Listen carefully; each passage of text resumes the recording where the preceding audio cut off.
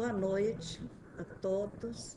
Bom é estarmos juntos, apesar da distância que nos separa, distância física, espacial, mas nós estamos juntos nessa pandemia, tentando superar esse momento triste e único da vida da humanidade. E nós trouxemos para refletir hoje juntos um momento em que Jesus, já na sua última ceia, despedindo dos seus discípulos, ele os consola, dizendo: não se turbe o vosso coração, credes em Deus, crede também em mim. Na casa do meu pai há muitas moradas. Se assim não fora, eu vou-lo teria dito, pois me vou para preparar-vos o lugar. Esse, essa, esse conforto que Jesus dá aos discípulos acontece num momento muito difícil. É um aviso salutar para que a gente não tenha medo, não deixar turbar o nosso coração, não aceitar os tumultos que a hora parece criar no nosso meio. Ele falou disso num momento de dor, de inquietação, no instante da divisão do grupo que o acompanhava, dos 12, pela a traição de Judas. Então, numa hora em que a perseguição, a humilhação e a morte os ameaçava a todos. O sentimento daquela hora era um sentimento semelhante ao que nós temos hoje. Por isso, a escolha desse tema era um sentimento de medo, medo do aparato das forças romanas impulsionadas pelos religiosos de então. E é nessa hora que Jesus lhes fala em segurança contra o medo. Fala de quietude e calma contra a ansiedade daqueles corações. Fala de serenidade contra a aceleração tumultuada desses corações amados. Então, ele aí apela para a fé.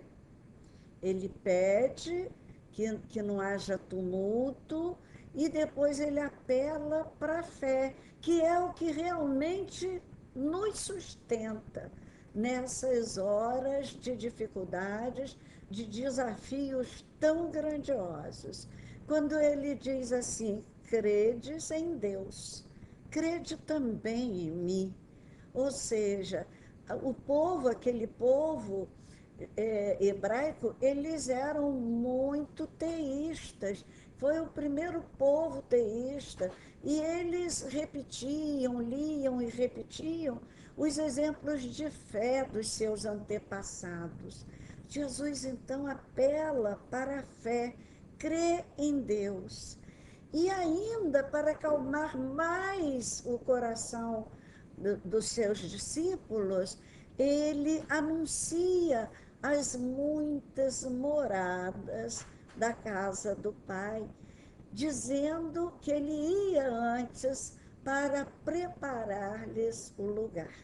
Então foi um momento de imensa ternura. Jesus transforma aquele momento de medo, de pânico, de mágoas, de divisão no grupo, num momento doce, num momento de imensa ternura e de fé. Então, nesse lugar que ele ia preparar, é o lugar onde continuaria, prolongaria as benesses daquela convivência amável, daquela convivência de extrema confiança uns nos outros, apesar da traição de Judas. Então, essa convivência me vem à mente nessa hora, porque nós estamos vendo nos noticiários como está difícil a convivência nos lares, nessa hora em que as pessoas não saem para trabalhar e têm que conviver com os seus pares, os seus familiares, né? Então, essa palavra nos remete a uma vivência vivida sempre com os outros, convivência. Então, é viver junto. Então, são muito sérias essas promessas de Jesus. Como espíritas, nós sabemos que nós recebemos, por familiares, espíritos nem sempre tão ligados ao nosso afeto, e também sabemos que há espíritos que nos amam muito e que trabalharam para que a gente conseguisse essa oportunidade de renascimento naquele núcleo familiar a quem, naturalmente, nós devíamos, ou com quem nos cabe, restabelecer os fios dourados da boa convivência.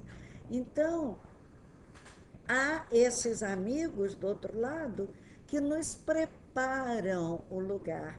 Isso me remete a uma imagem muito bonita do livro Voltei, do irmão Jacó, que é o próprio Frederico Figner, da FEB, que a filha dele aguarda por ele, prepara a casa, põe flores, e em cima do móvel da sala, ela coloca um retrato da família toda reunida, como se essa convivência se prolongasse, como Jesus prometeu, não é? Vou preparar-vos o lugar. A gente preparando o nosso lugar no outro lado da vida. Mas muitas vezes nós aqui nos distraemos muito e nos desviamos para outros lugares diferentes quando a morte acontece e vamos para lugares que eles absolutamente não nos prepararam. Vamos para lugares diferentes da expectativa feliz dos que nos amam e que nos queriam receber na nossa volta à vida verdadeira. Então, a preparação do lugar é a consequência da misericórdia de Deus, e merecê-lo faz parte do esforço humano. Nós teremos sempre alguém a nos esperar. Nessa hora que a convivência na Terra fica um pouco mais difícil, em que o mundo acelera o seu ritmo, em que o coração do planeta parece bater mais forte, também tangido por esse medo, pela insegurança, pela dor que é tanta nesse momento, é nesse momento que é tempo de abrigarmos-nos uns nos outros e todos juntos abrigarmos-nos no amor de Deus.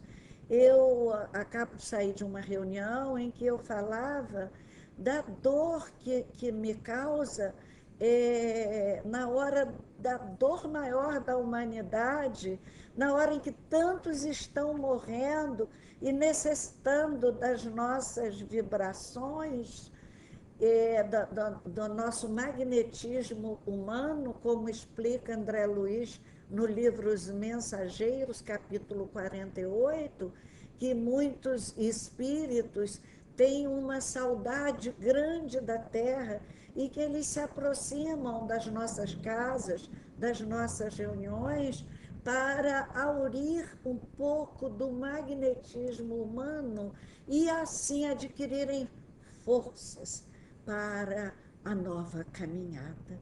E justo nessa hora, os templos estão fechados. Que hora difícil que nós estamos vivendo. Estamos todos falando pela bênção santa da tecnologia. Então, essa comunhão de ideais e essa busca de Deus nesse instante, essa comunhão é excelente base para a nossa convivência. E acho que é por isso que eu estou aqui hoje falando com vocês aí. Irmana-nos hoje o nome e as ações de nosso Senhor Jesus Cristo para educar a humanidade e acelerar o seu processo evolutivo, abrindo assim as portas das moradas da casa do Pai. Convivência é mais fácil quando nós nos unimos por mente e por emoção. Viver em grupo, preservando a identidade, os valores das partes. Isso não tem sido fácil para nós, humanos, em função da nossa vaidade e do nosso egoísmo. Então, a convivência nos pede, no mínimo, o exercício de 4 excelentes virtudes. A primeira delas é a tolerância. Tolerância com as diferenças sociais, culturais, de etnias, partidárias, que já causou muita confusão, as diferenças ideológicas, as diferenças, enfim. Porque cada ser humano é um único ser humano. A grande valia de cada um de nós é de ser único. E nós não podemos querer igualar as criaturas. Também a tolerância, que tem muito chamado a atenção nessa hora, é a religiosa. Está faltando tolerância religiosa. Aquela tolerância que eu não conheci na minha infância, porque fui muito perseguida na escola, na minha segunda série, que era quando eu comecei a ter compreensão, a observar as pessoas e o tratamento que elas me dispensavam, porque eu era espírita e era filha de um médium conhecido. Então, essa intolerância que me fez infeliz lá nos meus 7, 8 anos, é a que nós estamos vendo ainda agora com os nossos irmãos, companheiros umbandistas. Como têm sofrido os umbandistas nesse momento com a intolerância religiosa.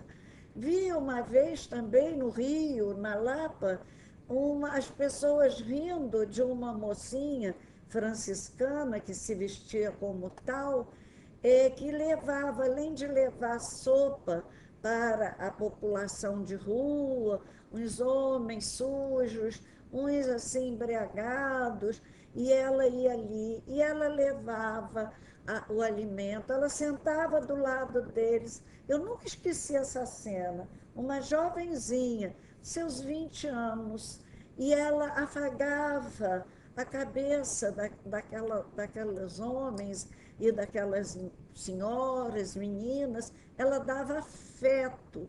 E eu vi pessoas que passavam rindo e dizendo: será que eu não tenho pai e mãe em casa para ver isso? Ou seja, uma intolerância até com o bem que as pessoas possam fazer. Então, esse ódio teológico, que é o pior dos ódios, o ódio que nosso planeta já matou muita gente. Então, o ódio teológico, é o ódio das diferentes visões de Deus. Cada um tem uma visão de Deus. E é esse ódio que faz essa diferença, esse ódio que tortura criaturas que persegue, que mata, até a tolerância, que para nós, né, representa uma virtude muito grande, muito necessária nessa hora. Tolerância com crianças que estão aprendendo a viver, tolerância com os idosos que estão se esquecendo por contingências da limitação orgânica, estão esquecendo do que sabem, do que viram, de como vivem. Então, essa tolerância que representa a pedagogia universal. Essa é uma pedagogia universal, a da tolerância. A falta de tolerância gera um espaço para a violência, para o medo, como nós conhecemos hoje. Faz conviver, faz com que a humanidade conviva com visões aterradoras, por exemplo, da queda das Torres Gêmeas, daqueles cadáveres nos trens de Madrid, desses quebra-quebras que, vez por outra, acontecem no Rio, em São Paulo. O cristão Leonardo Boff, o filósofo cristão, nos diz que, sem tolerância, assistiremos ao esgarçamento do tecido da sociedade civil, com consequências funestas para o convívio, para o respeito necessários. E nós que somos cristãos, que conhecemos o Evangelho,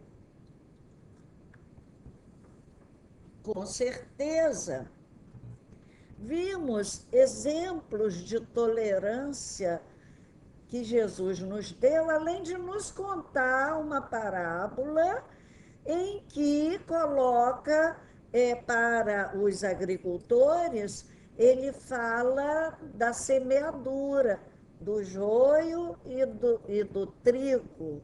Então, ele mostra que o Senhor da terra, né, é, é quem distribui a semente com os seus trabalhadores. E toda vez que as parábolas falam em sementes, elas falam sempre em escolha.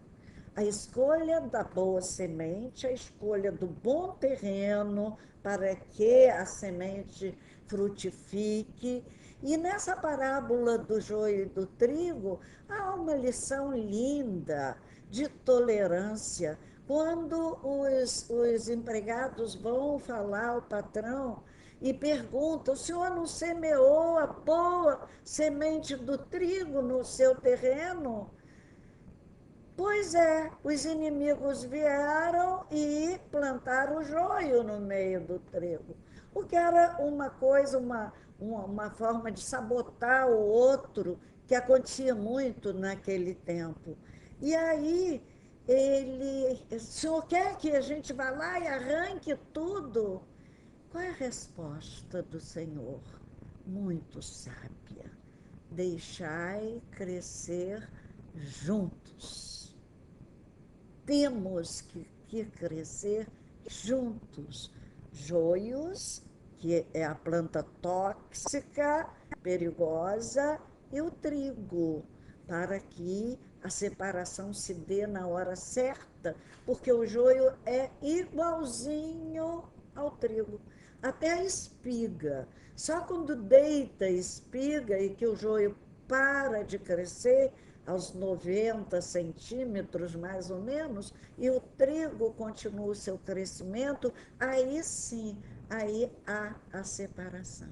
Então, Jesus fala de um momento em que haverá essa separação, em que os que mais se assemelham vão ficar juntos, e aqueles que tumultuam o crescimento da boa semente, no caso o trigo, eles terão que ser atados aos molhos e queimados. Então, a intolerância com os diferentes de nós nos afasta de Deus, porque Deus contempla todos de modo igual. Deus é o Pai que faz com que o sol se levante sobre bons e maus e que a chuva caia sobre justos e injustos. Então, não há diferença. Segunda virtude que nós precisamos começar a exercitar é o respeito. Ao tempo de Jesus, os judeus mantinham uma cultura excludente, excluíam os gentios, aqueles que não eram judeus, muitos deles, e aqueles que tinham uma outra interpretação da Torá, é o Antigo Testamento. Não respeitavam, eles não tinham, os judeus, o menor respeito pelas classes diferentes das pessoas. Não se relacionavam com os não-judeus. Não podia, um vizinho não podia se dar bem com o outro vizinho que não fosse judeu. Não era nem permitido uma visita aos não-judeus. Também não respeitavam as mulheres, não é? Nós vimos lá Jesus encontrando com a mulher samaritana e os discípulos apavorados de vê-lo falar, até ela se espanta, como sendo tu judeu, pedes água a mim, que sou uma mulher e samaritana. Então, eles excluíam muito, não respeitavam os doentes, porque a doença física, tanto quanto a mental, era considerada castigo divino, é porque feriu a lei de Deus, por isso que nasceu doente. O cego tinha o destino triste de esmolar. Então, nós vimos que Jesus juntou a todos. Janta na casa de Zaqueu, que era publicano, que era desconsiderado socialmente, não é? Convoca Madalena ao trabalho. Então, esse respeito que nós temos que ter pelo que o outro pode ser a cada momento de sua vida. O respeito é o reconhecimento do não eu, nos diz o filósofo Leonardo Boff.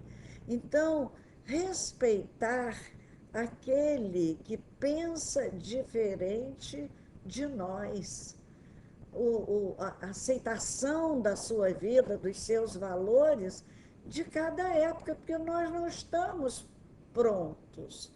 Nós somos seres inconclusos. Daqui a um ano, eu já vou pensar diferente em muitas coisas, porque outras experiências, quase sempre difíceis, me esperam no caminho e eu vou mudar os meus conceitos. Então, saber esperar a maturidade do outro é compaixão. Paulo pregava assim: Deus não faz acepção de pessoas. Ou agora não há mais judeu nem grego, nem homem nem mulher, pois todos são um só em Cristo Jesus. Mas, de outro lado, nós temos também os excessos. Há aquelas pessoas que respeitam demais, né? que respeitam até uma espécie de canonização da outra pessoa. Então, é achar que o outro foi fulano que disse, como se fulano também não estivesse, como nós, sujeito a erros. Então, respeitar não é canonizar. Na caminhada para a luz não há favoritismo pernicioso. Os trabalhadores fiéis, nos diz Emmanuel, não devem ser categorizados à conta de fetiches, e sim respeitados e imitados por símbolos de lealdade ao serviço. Então, é o caso de Chico Xavier. Esse é um que a gente tem que lutar por aprender as lições grandiosas que Chico nos deixou. E ainda nos alerta Emmanuel para essa mania que nós temos de criar ídolos humanos. Diz ele que isso é pior do que levantar estátuas destinadas à adoração, porque o mármore é impassível, não vai causar nenhum prejuízo, não há risco na estátua de mármore. Mas se seguirmos pessoas e de repente elas falirem, podemos estar também nós sujeitos às mesmas falências. A terceira virtude que nós precisamos cultivar é a compaixão. Compaixão é, é caminhar no mesmo passo, é cadenciar o passo. Ou seja, muitas vezes esperar o passo do outro, é caminhar juntos. Então, nesse mesmo passo que o outro pode, fisicamente, Jesus caminha no mesmo passo com os seus discípulos, que saíam apavorados, medrosos depois da crucificação e voltavam para a aldeia de Emaús, onde residiam. E Jesus se apresenta ali como um viandante qualquer e lhes questiona: de que falais à medida que caminhais? Deixando-nos essa reflexão. Qual o móvel de nossa conversação na medida em que caminhamos aqui na Terra? Então, espiritualmente, Jesus se compadecia deles naquela hora de dor e é, ficando com eles na casa, porque eles dizem que a noite vinha, já é tarde, a noite desce, fica conosco, Senhor. E ele ficou. E ali ele os estimula a voltar ao grupo e vencerem a ansiedade, a turbulência daquela hora, não temer, não é? Então, é essa compaixão com as conquistas, mesmo que pobres, de nossos companheiros, de quem nós exigimos o que eles ainda não possuem para doar. Outra virtude, a quarta, é a alegria.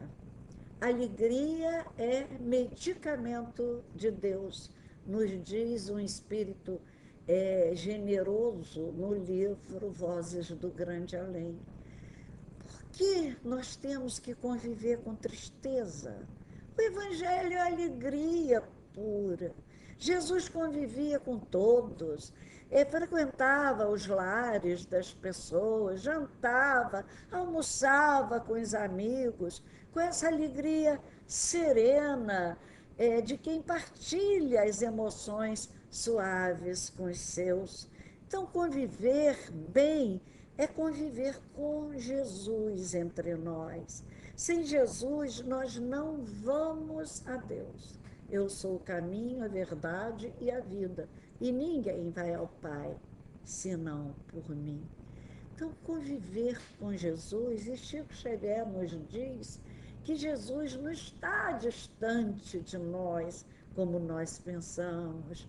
Jesus está nas ruas, não num trono. É o que nos diz Chico. Então, não é a convivência de um rei distante que resolve jogar seu povo ao sacrifício. Jesus está conosco e ainda nos pede: não se turbe o vosso coração. Credes em Deus, crede também em mim. Há muitas moradas na casa do Pai. Então, ele se igualou a tanta gente considerada como réprobos naquele tempo em que ele viveu, acabou os seus dias morrendo na cruz entre dois ladrões. Por que Jesus não conviveria conosco hoje? Ele só nos pede que não nos deixemos turbar o coração. Se ele convive conosco, como diz Chico, por que nós não conviveríamos também com ele? Como nós podemos conviver com Jesus hoje? É só observar o seu comportamento. Primeiro, delicadeza. É alguma coisa que falta à humanidade nessa hora. Dar bom atendimento a todos. Já dizia o profeta Gentileza, que eu bem conheci no Rio de Janeiro, no final dos anos 60.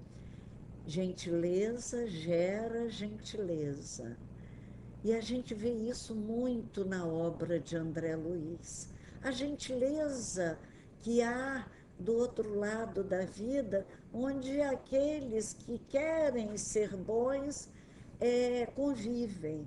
Então, André Luiz fala que, que é impossível descrever a entonação doce e enérgica, amorosa e convincente daquela voz inesquecível, bem como traduzir as considerações divinas do comentário evangélico vazado em profundo sentimento de veneração pelas coisas sagradas.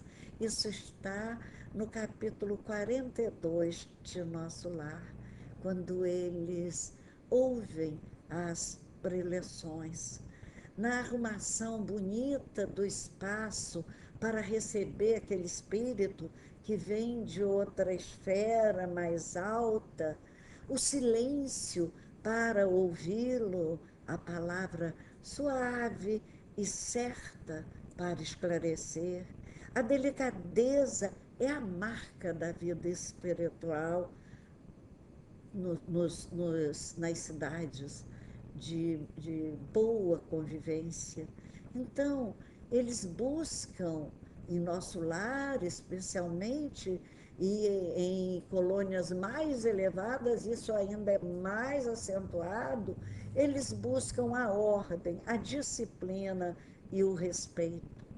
E na convivência com pequenos e grandes grupos, nós vamos ver que Jesus deu esses exemplos. Tanto ele, entre os 12 apóstolos, ele conviveu entendendo as limitações de cada um, repreendendo Pedro, que era de temperamento muito assodado, embainha tua espada, Pedro, porque quem confere fé, com ferro fere, com ferro será ferido. Então, ele admoestava, ele aconselhava, mas aceitava cada um como podia ser. Tolera esse pensamento, esse temperamento explosivo de Pedro e, e, e caminha junto com Pedro como ele era. Também nos grandes grupos, Jesus, mesmo diante dos tumultos e das pessoas que o acompanhavam, cerca de 5.000 pessoas naquele episódio da multiplicação dos pães e dos peixes, das pessoas que aguardavam a sua palavra, e eram pessoas de todas as idades. Eram mães com as crianças famintas, que deviam chorar no colo das mães. Em meio a todo aquele tumulto, Jesus nos dá uma lição de ordem, de respeito, de disciplina na convivência com a multidão inquieta. Segundo Lucas, no seu evangelho, Jesus manda primeiro dividir o povo em grupo de 50. Em seguida, ele vai asserenar a massa tumultuada, assentou-a, e todos assentados se acalmaram. Depois, a terceira atitude de Jesus é lançar seu olhar aos céus e pedir a bênção de Deus para alimentá-la. Jesus dá esse exemplo da oração na hora da ingestão dos alimentos. Então, primeiro, Jesus pacificou, depois, Jesus alimentou, sem esquecer da oração. Até porque o alimento deve ser ingerido em paz, para que ele realmente nos faça bem. O lamento de hoje que eu faço é esse do hábito que nós deixamos para trás de orarmos nas refeições. Na minha casa havia esse hábito, que o corre-corre da vida me atropelou isso no caminho, porque eu trabalhava em muitos lugares, saía correndo de um lugar para o outro, dava comida a 4 filhos e corria para dar aula em outro lugar. Então, isso me atropelou um hábito saudável que eu recebi no berço. Então, a nossa reflexão passa também em nossos pequenos grupos domésticos. Será que nós temos a iniciativa de primeiro acalmar os nossos conviventes para depois falar-lhes? Ou a gente fala no tumulto, chegando e colocando a bolsa e agitando. Ou a gente faz isso que Jesus nos ensinou: disciplinar primeiro as pessoas que estão conosco, para que eles, pacificados, nos ouçam em ordem e em paz. Isso é uma lição excelente de boa convivência. Se formos ordeiros e pacíficos, conseguiremos conviver, educando os nossos convivas com os nossos exemplos, aqueles que jornadeiam conosco nessa encarnação.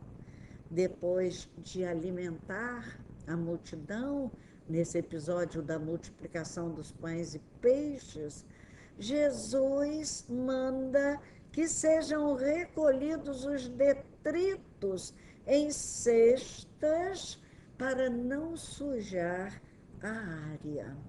Olha só, ecológico, não é? Então, ele ensinando o respeito pelo espaço que nós ocupamos, a terra em que nós vivemos, ensina uma multidão saciada a fome a não deixar sujeira pelo caminho. É outra coisa que nós vimos muito hoje, né? Então, a convivência mais asserenada, sem o coração turbado, ela pressupõe sempre a partilha do conhecimento através do exemplo. Então, Jesus conviveu com todos com companheirismo. Em hora de tristeza e de dor, Jesus abre o seu coração e diz aos seus discípulos, os que foram com ele orar no monte: meu coração está triste até a morte. Ele abre o seu coração. Ele também precisava do conforto dos amigos. E Jesus, o que pediu aos 3 apóstolos que estavam com ele, Pedro, João e Tiago? Ficai aqui e vigiai um pouco comigo. Mas esses dormiram, né? Ele não maquiou o seu estado de espírito, ele não se mostrou forte demais, porque ele não fazia isso para humilhar seus discípulos. Ele pediu a união de pensamentos e de sentimentos, com vigilância. Não havia orgulho em seu coração puro. O que Jesus pediu foi vigilância contra a nossa indisciplina mental, que não consegue meditar por um minuto com Jesus e quase sempre cai no sono na hora de orar com Jesus. Então, conviver com Jesus é vencer esse medo dessa hora. Porque como vencer o medo? Sabendo que Ele está conosco. Nessa hora de dor, é a hora da oração e da vigilância, porque é nessa hora de fragilidade e de medo que nós podemos nos desesperar e agir como Pedro, cortando a orelha do soldado mau. Conviver com Jesus é guardar confiança e sujeitar o corpo e o espírito a uma grande quietude nessas horas de emergência, de dificuldades e de dor. Aquela quietude de Maria de Betânia, que quando morre o seu irmão Lázaro, e as pessoas vão avisar que Jesus vinha vindo, e Marta corre no caminho, na direção de Jesus, e Maria se aquieta em casa, no seu pranto de saudade. E naquela hora, Jesus manda chamá-la. E aí ela vai até Jesus. E ela assiste junto à irmã a ressurreição do irmão Lázaro. Essa quietude é fruto dessa maturidade que tinha Maria de Betânia, dessa confiança no poder de Jesus, no poder de Deus. E a fé é, nessa hora, o impulso dessa quietude paciente que nós precisamos cultivar. Não confundir essa quietude com aquela ansiedade reprimida que a gente aparenta uma calma que não habita dentro de nós. É assim como uma roda gira em torno do seu eixo, há um lugar bem no centro onde não há movimento. No mais atribulada vida, há um lugar onde nós ficamos a sós com Deus, na quietude, na paz que Deus quer em nós. Busquemos esse lugar nessa hora. Jesus apelou aos seus discípulos: não andeis ansiosos. E Pedro nos conclama em sua epístola: lançai sobre ele toda a vossa ansiedade.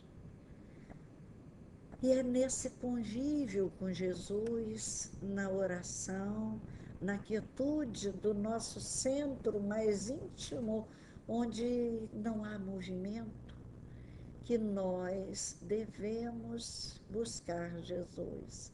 A hora que passa é tensa como uma guerra. Nosso lar, lá na colônia, se preparou para a guerra contra as sombras. Naquela hora da guerra aqui na Terra, houve grande trabalho em nosso lar.